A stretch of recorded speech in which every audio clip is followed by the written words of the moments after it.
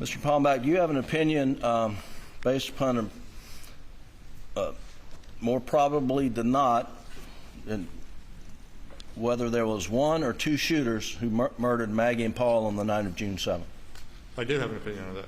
And what's your opinion? My opinion is the totality of the evidence is more suggestive of a two-shooter scenario.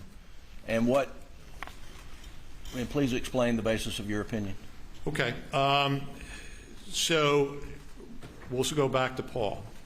In Paul's scenario, we know where the shooter of the shotgun had to be, and that would have been orientated really directly over Paul's head.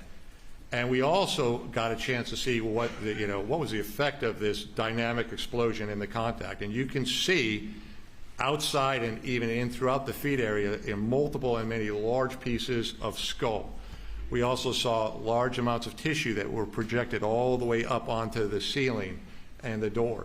You see hair all the way up into the door, and of course you see blood literally everywhere within there. And finally, you see the pellets. Some of the pellets are on that same pathway, and they had enough inertia to either or dent the door and put themselves up and stick into the casing. All of that activity was in direct alignment with the shooter.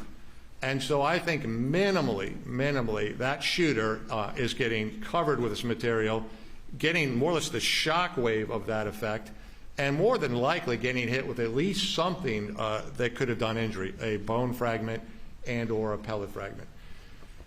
Therefore, I think that particular shooter, for a brief period of time, is kind of out of this. It's not as if they can instantaneously suffer that, drop the shotgun, run to wherever the blackout rifle is, pick that up, and then in any kind of a reasonable time period engage in a meaningful assault, an effective assault, able to shoot straight and make hits.